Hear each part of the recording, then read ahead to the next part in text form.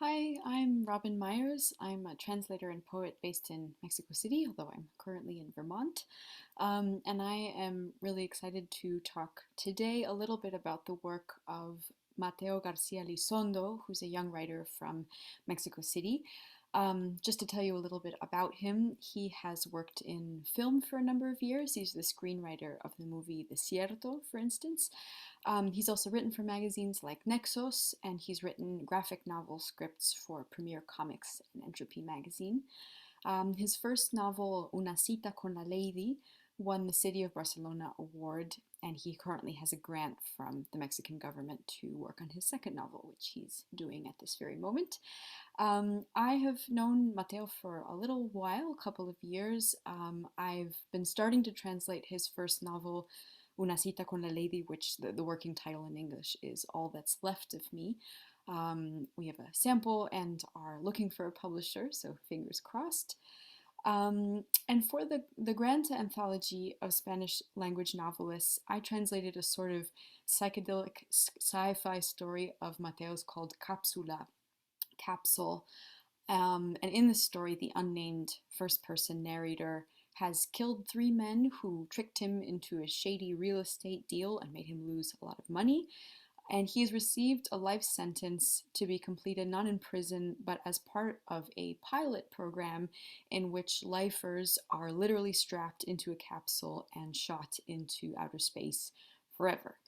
And as the story progresses, the prose opens out into something dreamy and strange. The narrator describes basically the dissolution of his own consciousness or into an altered state of consciousness. And the story morphs from what had seemed like a satire of human punishment and redemption into an experience of wonderment and what I think of as even tenderness. And as a translator, I really loved that shift in the register, feeling the language dilate and take on these different textures as the narrator's already pretty bizarre experience gets surreal in a gentler way. I thought I'd read a passage that starts about halfway through the text. So, just for context, the narrator is already in his capsule, floating around in space, describing the only other living thing he has any contact with. A matter of equal importance. I owe my oxygen supply to Polycarpus inoidis, a perennial shrub native to Australia that absorbs humidity and minerals directly from the air and needs no further attention to survive. Some specimens have reached the venerable age of 3,500 years in the wild, and Polycarpus is likely to continue traveling through space long after I'm dead. My sentence is its sentence too. This little shrub is my sole companion. We're cellmates in this saga. Isn't that right, Polycarpus? At least they had the tact to install a small window in the front of the capsule, or I used to think it was out of tact. Now I know they did it to torture us. The window offers a panoramic view of the universe. No matter where you look, all you can see is vastness. Someone who has never experienced vertigo would understand the feeling if they looked outside my capsule window. The mind struggles to grasp the infinite, which is why we can only focus on it for a few furtive moments at a time. Any more would be unbearable. But I have it right in front of me around the clock, 1 meter and 25 centimeters from my face, and I know it's never going anywhere. The people who put us here must have believed that we'd be forced to reflect on our heinous crimes. What they don't realize, though, is that the sight of the abyss only confirms my conviction that the lives of the guys I killed were utterly trivial. I don't think the judges really understood the magnitude of our punishment.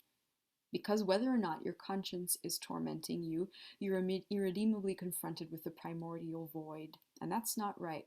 No human mind can stand it. I'd like to see them try. Them, the very picture of respectability, their Sunday jogs with their golden retrievers, their whiskeys before bed, their liturgies and good wishes and immaculate scruples, tidy and unsullied as my ass is right now.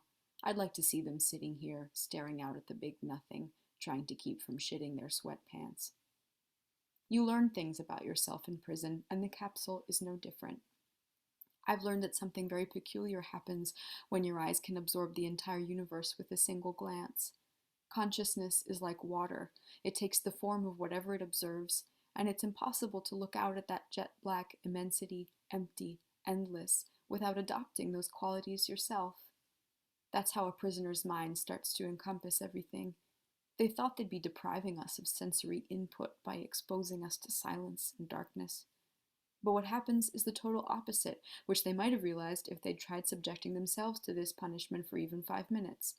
All the stimulus in the whole world, all of it, seeps into us with every passing moment, and from the smallness of our capsule we see it all, we contain it all, we turn into something like gods.